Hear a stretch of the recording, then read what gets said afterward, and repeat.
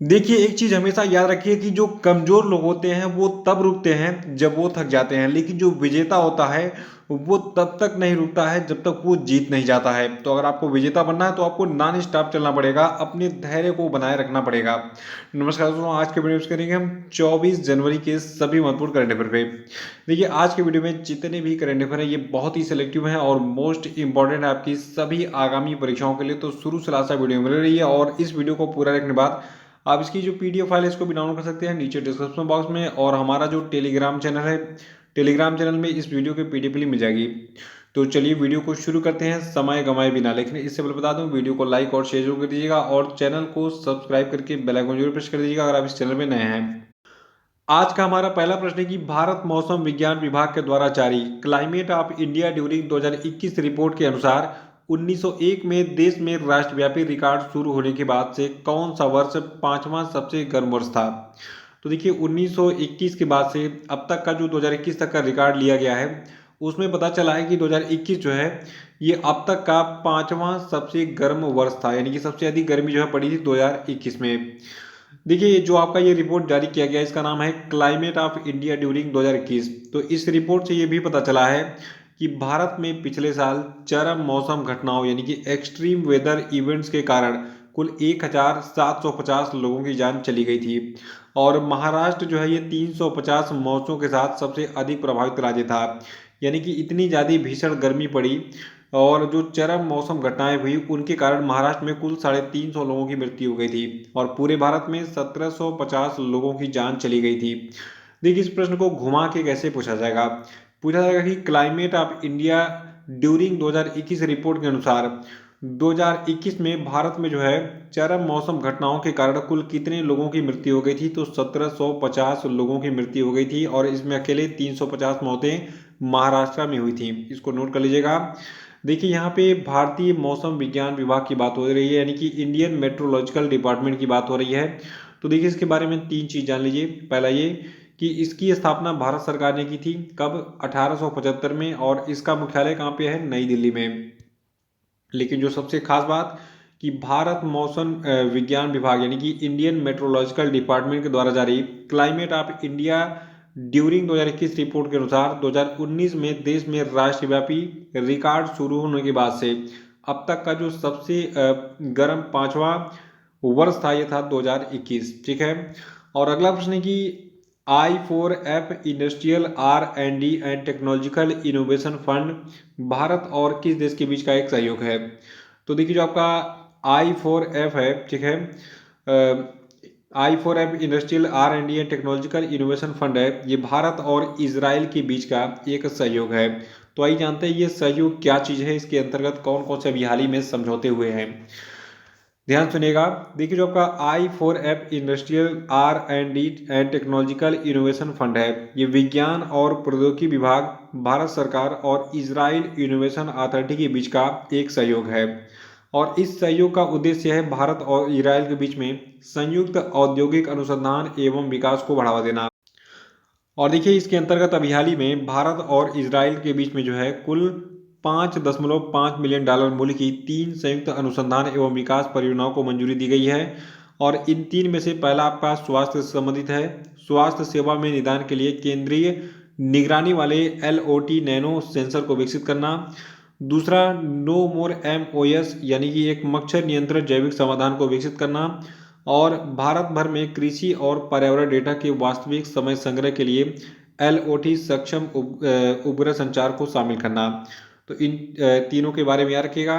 इस पेज का स्क्रीनशॉट लेके जो है नोट कर लीजिए। देखिए, जितने भी समझौते होते हैं किसी भी देश के साथ, वो बहुत इंपॉर्टेंट होते हैं और उनमें देखिए कम से कम समझौते में बहुत सारे पॉइंट होते हैं, कम से कम 20 से 25 पॉइंट्स होते हैं। लेकिन 25 में से आपको जो है जो 3 से 4 पूछे थे एग्जाम में, उसको मुझे छांट के अलग करना पड़ता है ताकि आपको जो है आसानी हो।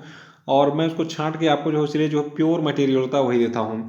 तो यहाँ पे जो 3 पॉइंट्स हैं इसको याद रखिएगा कि जो आपका I4F industrial R&D and technological innovation fund है, ये किस किस देशों के बीच का एक सहयोग है। तो ये भारत और इजराइल के बीच का एक सहयोग है। और इसके अंतर्गत जो रिसेंटली समझौते किए गए हैं इनको नोट कर लीजिएगा।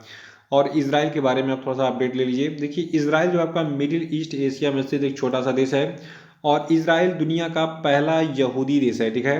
तो यहूदियों का एकमात्र और पहला देश कौन सा है? इजराइल है, ठीक है। और इजराइल की कैपिटल क्या है? जेरूसलम है। और इजराइल के प्रेसिडेंट का नाम है इसाक हेरजोग और यहाँ के प्राइम मिनिस्टर हैं नेप्ताली बेनेट और करेंसी है इजरायली शेकेल, ठीक है। तो इजराइल के बारे में जानकारी थी। और अगला प्रश्न है कि हाल ही में भारतीय प्रधानमंत्री नरेंद्र मोदी ने किस देश में भारतीय सहायता प्राप्त सामाजिक आवास इकाइयों की परियोजना का उद्घाटन किया?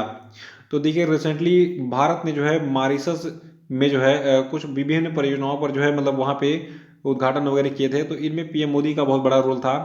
देखिए प्रधानमंत्री मोदी जो है इन्होंने अभी हाल ही में अपने मॉरिशस के समकक्ष, देखिए समकक्ष कौन होगा? अगर हम प्रधानमंत्री हैं तो हमारा समकक्ष कहीं का प्रधानमंत्री ही होगा। तो पीएम मोदी जो है इन्होंने और मॉरिशस के प्रधानमंत्री प्रविंद जगन्नाथ ने, इन दोनों ने संयुक्त रूप से मिलकर जो है मॉरिशस में भारतीय सहायता प्राप्त सामाजिक आवास इकाइयों का परियोजना जो था उसका उद्घाटन किया था। इसको याद रखिएगा। और देखिए साथ में इन दोनों ने मिलकर सिविल सर्विस कॉलेज और भारत के सहयोग से शुरू किए गए 8 मेगावाट के सोलर पीवी फार्म की आधारशिला भी रखी। कहाँ पे? मॉरिशस में। और साथ ही प्रधानमंत्री मोदी और मॉरिशस के प्रधानमंत्री प्रविंद जगन्नाथ ने मिलकर जो है मेट्रो एक्सप्रेस और अन्य बुनियादी ढांचा परियोजनाओं के लिए भारत से मॉरिशस को 190 मिलियन डॉलर की लाइन ऑफ क्रेडिट के विस्तार और छोटी विकास परियोजनाओं के कार्यान्वयन के लिए एक समझौते ज्ञापन पर हस्ताक्षर भी किया था। तो देखिए आज के वीडियो में जितने भी मैं योजनाएं परियोजनाएं समझौते बता रहा हूँ उन सबको नोट कर लीजिएगा, क्योंकि देखिए ये हमारा इंटरनेशनल रिलेशनशिप का जो है पार्ट होता है करेंट अफेयर में। देखिए करेंट अफेयर को लोग हल्के में ले लेते हैं, इसलिए जो है वो फिर थोड़ा धराशायी हो जाते हैं एग्जाम में। तो करेंट अफेयर में बहुत सारी चीज़ें होती हैं, जैसे नियुक्तियाँ हो गई, बुक्स एंड आथर हो गया, कैटेगरीज बहुत हैं इसमें। इंटरनेशनल रिलेशनशिप हो गया, मतलब हमारा किस देश के साथ कैसा संबंध है, कैसी कैसी जो है परियोजनाओं पे हमारे और विभिन्न देशों के बीच में जो है हस्ताक्षर हो रहे हैं, क्या समझौते हम किन देशों से कर रहे हैं, किस पड़ोसी देश के साथ हमारा क्या संबंध है, ठीक है। तो ये सारी चीज़ें आपको कवर करनी होती हैं करेंट अफेयर में। तो उसके लिए आप निश्चिंत रहिए, जितनी भी चीज़ें एग्जाम के लिए इंपॉर्टेंट होगी वो सारे पॉइंट्स मैं आपको दे दूंगा। और यही कारण है कि पिछले 5 सालों से मेरे बच्चे जो है सिलेक्ट होते जा रहे हैं। तो अभी जो है आप याद रखिएगा कि हाल ही में भारत के प्रधानमंत्री नरेंद्र मोदी ने भारतीय सहायता प्राप्त सामाजिक आवास इकाइयों की परियोजना का उद्घाटन मॉरिशस में किया। साथ में विभिन्न परियोजनाओं पे यहाँ पे देखिए हस्ताक्षर वगैरह हुए थे, वो मैंने आपको बता दिया है। देखिए मॉरिशस की बात करें तो मॉरिशस जो आपका ईस्ट अफ्रीका में स्थित है, ठीक है। बहुत लोग कंफ्यूज रहते हैं कि मॉरिशस एशिया में स्थित है, नहीं। देखिए मॉरिशस जो है आपका ईस्ट अफ्रीका में स्थित है। देखिए मॉरिशस वाले भोजपुरी बोलते हैं, जो बिहार में बोली जाती है और यूपी में बोली जाती है। वैसे तो अब भोजपुरी पूरे इंडिया में बोली जाने लगी है, बहुत सारे लोग जो है भोजपुरी बोलते हैं। देखिए जो आपका मॉरिशस देश है इसकी कैपिटल है पोर्ट लुइस। ये एग्जाम में बहुत बार पूछा गया है। याद रखिएगा मॉरिशस की राजधानी है पोर्ट लुइस, करेंसी है मॉरिशियन रुपया। प्रधानमंत्री यहाँ के प्रविंद जगन्नाथ और यहाँ की जनसंख्या है 12.7 लाख। देखिए यहाँ की जनसंख्या बहुत कम इसलिए क्योंकि ये बहुत छोटा सा द्वीपीय देश है मॉरिशस। अगला कि हाल ही में किस भारतीय राज्य ने इंफ्रास्ट्रक्चर फाइनेंसिंग अथॉरिटी स्थापित करने का निर्णय लिया है? तो देखिए जो अरुणाचल प्रदेश राज्य है इसने इंफ्रास्ट्रक्चर फाइनेंसिंग अथॉरिटी स्थापित करने का निर्णय लिया है। देखिए अरुणाचल प्रदेश सरकार जो है ये बुनियादी ढांचे के विकास को तेज करना चाहती है, इसीलिए इसने इस Arunachal Pradesh infrastructure financing authority की स्थापना करने का निर्णय लिया है। और जो अरुणाचल प्रदेश के मुख्यमंत्री इनका नाम क्या है? पेमा खांडू, ठीक है। तो पेमा खांडू ने हाल ही में जिला स्तरीय सुशासन सूचकांक तैयार करने का भी निर्णय लिया है। तो इन सभी चीज़ों को याद रखिएगा। यहाँ पे 2 प्रश्न आपके तैयार होते हैं। पहला ये कि इंफ्रास्ट्रक्चर फाइनेंसिंग अथॉरिटी स्थापित कहाँ किया जाएगा? अरुणाचल प्रदेश की सरकार के द्वारा किया जाएगा। दूसरा, अरुणाचल प्रदेश के मुख्यमंत्री पेमा खांडू ने क्या किया है? जिला स्तरीय सुशासन सूचकांक तैयार करने का भी निर्णय लिया है। तो प्रश्नों को मैं थोड़ा सोचता हूँ शॉर्ट में आपको जो है सारे कंटेंट दे दूँ, 2 प्रश्न बनाने का कोई मतलब ही नहीं होता है, एक ही में काम चला लीजिए। देखिए अरुणाचल प्रदेश की राजधानी ईटानगर है, मुख्यमंत्री पेमा खांडू हैं, जनसंख्या की है 12.6 लाख। अगला प्रश्न है कि हाल ही में किस केंद्रीय मंत्रालय ने संशोधित rural area development plan formulation and implementation guidelines जारी की? तो देखिए इसको जारी किया है पंचायती राज मंत्रालय ने। याद रखिएगा भारत के पंचायती राज मंत्रालय ने हाल ही में rural area development plan formulation and implementation guidelines को जारी किया है। और आइए जानते हैं ये गाइडलाइंस हैं क्या। देखिए जो ये संशोधित rural area development plan formulation and implementation guidelines है। इसका उद्देश्य है ग्रामीण भारत को बदलना और ग्रामीण समृद्धि को बढ़ावा देना। और ये जो है पंचायती राज मंत्रालय की स्वामित्व योजना और ग्रामीण विकास मंत्रालय के रूर्बन मिशन जैसे केंद्र के प्रयासों का एक पूरक है। क्या? जो आपका rural area development plan formulation and implementation guidelines है। देखिए भारत के वर्तमान में जो पंचायती राज मंत्री हैं इनका नाम है गिरिराज सिंह, इसको याद रखिएगा। अगला प्रश्न है कि हाल ही में वैश्विक इंटरनेट निकाय जिसका नाम है internet corporation for assign names and numbers, इसके द्वारा समर्थित जो आपका यूनिवर्सल एक्सेप्टेंस स्टीयरिंग ग्रुप है, इसने किस भारतीय को अपना यूए एम्बेसडर के रूप में जो है अपॉइंट किया है। तो देखिए आपको बता दूं जो वैश्विक इंटरनेट निकाय internet corporation for assigned names and numbers है, इसके द्वारा जो समर्थित यूनिवर्सल एक्सेप्टेंस स्टीयरिंग ग्रुप है, इसने विजय शेखर शर्मा को अपना यूए एम्बेसडर अपॉइंट किया है। देखिए विजय शेखर शर्मा कौन है? ये पेटीएम के संस्थापक हैं, ये आपको पता ही होगा। आइए थोड़ा सा हम जान लेते हैं यूनिवर्सल एक्सेप्टेंस स्टीयरिंग ग्रुप है क्या। देखिए जो आपका यूनिवर्सल एक्सेप्टेंस स्टीयरिंग ग्रुप है, ये उन भाषाओं की स्क्रिप्ट के लिए मानकों को विकसित करने और अनुशंसा करने पर काम करता है जो कि वर्तमान में इंटरनेट तक पहुंचने के लिए उपयोग नहीं की जाती हैं। देखिए internet corporation for assign names and numbers जो आपका है, जिसकी हमने अभी यहाँ पे बात की, ठीक है, तो इसके बारे में थोड़ा सा जान लीजिए ये है क्या, क्योंकि इसके बारे में बहुत सारे लोग पहली बार सुने होंगे। देखिए जो आपका internet corporation for assign names and numbers है, इसका उद्देश्य एक स्थिर, सुरक्षित और एकीकृत वैश्विक इंटरनेट सुनिश्चित करने में मदद करना है। और इसका मुख्यालय आपका है अमेरिका के कैलिफोर्निया में, इसे चीज जरूर याद रखिएगा। सातवां प्रश्न की हाल ही में दिमितार कोवासेवस्की जो है ये किस देश के नए प्रधानमंत्री बने हैं। तो देखिए दिमितार कोवासेवस्की जो है नॉर्थ मैसिडोनिया के नए प्रधानमंत्री बने हैं और इन्होंने इस पद पर जोरान जेव का स्थान लिया है। देखिए जो नॉर्थ मैसिडोनिया देश है ये आपका कहाँ पे स्थित है? यूरोप महाद्वीप में। यूरोप महाद्वीप कहाँ पे स्थित है ये मैं आपको मैप दिखाऊंगा। देखिए आपका नॉर्थ अमेरिका कॉन्टिनेंट यानी कि नॉर्थ अमेरिका महाद्वीप है, फिर इधर आपका साउथ अमेरिका महाद्वीप है, ये आपका यूरोप का पार्ट है, ठीक है। नीचे ये आपका अफ्रीका का रीजन है, ये आपका एशिया में आता है, ये ऑस्ट्रेलिया है। तो हमको फोकस करना है यूरोप पे। तो यूरोप में देखिए यहाँ पे एक छोटा सा पिन किया हुआ देश है, इसको जूम करके थोड़ा सा ऐसा किया गया इस मैप को, और इसको थोड़ा सा विस्तृत रूप से देखेंगे तो ये वाला मैप आपको क्लियर दिखेगा। तो देखिए जो नॉर्थ मैसिडोनिया है इसकी सीमा की लगती हैं ग्रीस, बुल्गारिया, सर्बिया, कोसोवो और अल्बानिया के साथ में।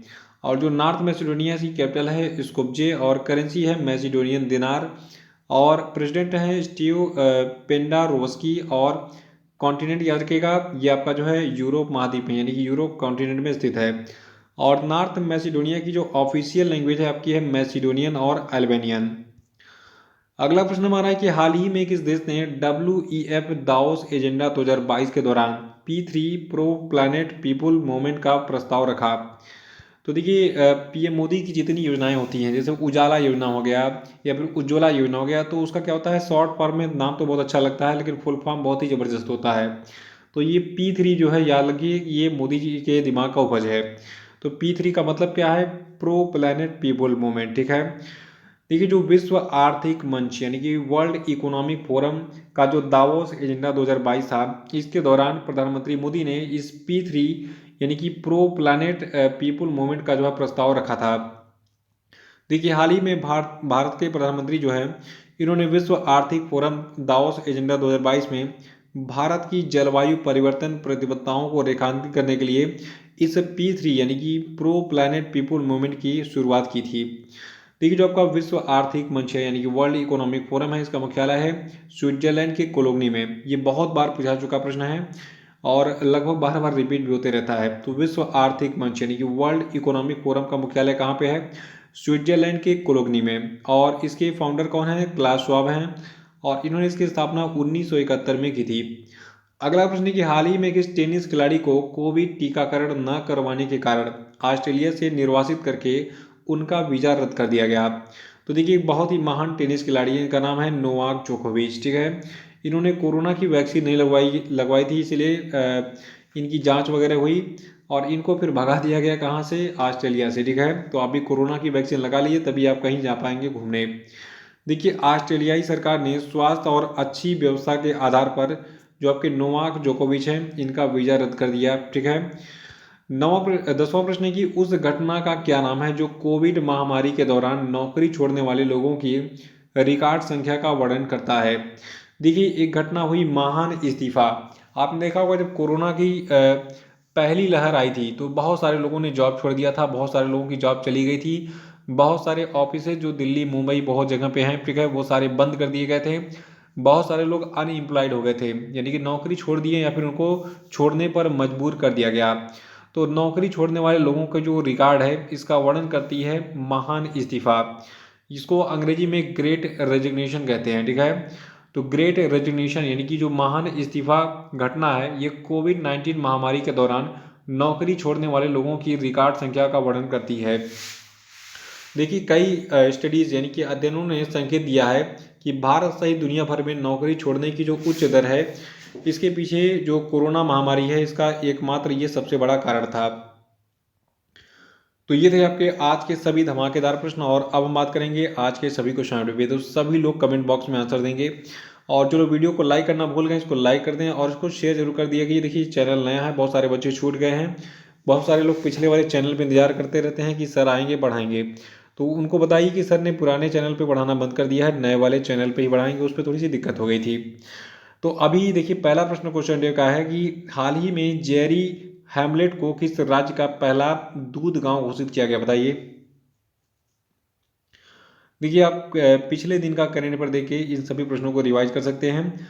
अगला प्रश्न आपके लिए कि हाल ही में किस राज्य में 44वां कोकबोरोक दिवस मनाया गया, बताइए। और अगला प्रश्न है कि नू संतारा को किस देश की नई राजधानी बनाया गया है, आंसर बताइए। अगला कि the legend of Birsa Munda नामक पुस्तक को किसने लिखा है, बताइए। और अगला कि हाल ही में किस अभिनेत्री को international association of working woman का अवार्ड दिया गया है, बताइए। और अब हम बात करेंगे कल के पूछे गए सभी प्रश्नों के सही उत्तरों की। देखिए, का पहला प्रश्न था कि भारतीय किसान उर्वरक सहकारी यानी कि जो आपका इफ्को है इसके नए अध्यक्ष कौन बने हैं, तो देखिए इफ्को के नए अध्यक्ष दिलीप संघानी बने हैं। अगला था कि हाल ही में ऑक्सफोर्ड यूनिवर्सिटी प्रेस ने किस शब्द को 2021 का children world of the year घोषित किया है, तो ये शब्द है एंग्जाइटी। और नेक्स्ट था कि त्रिपुरा, मणिपुर और मेघालय का स्थापना दिवस जो है ये कब मनाया जाता है, तो ये 21 जनवरी को मनाया जाता है। और चौथा था कि हाल ही में किस देश के निवासी जो दुनिया के सबसे बुजुर्ग व्यक्ति थे जिनका नाम था सैटर्निनो डे ला हुए थे, इनका 112 साल की उम्र में निधन हो गया। तो देखिए जो आपके सैटर्निनो डे ला हुए थे हैं जिनका 112 साल की उम्र में निधन हुआ, ये स्पेन के निवासी थे जो कि दुनिया के सबसे बुजुर्ग जीवित व्यक्ति थे। और पांचवा था कि मॉर्निंग कंसल्ट पॉलिटिकल इंटेलिजेंस की विश्व की 13 नेताओं की सूची में निम्न में से किसी जो है लोकप्रिय नेताओं में प्रथम स्थान प्राप्त हुआ है, तो देखिए पीएम मोदी भी हाल ही में दुनिया के सबसे लोकप्रिय नेता घोषित किए गए हैं। तो इसी के साथ ये वीडियो समाप्त होता है। जय हिंद, जय भारत।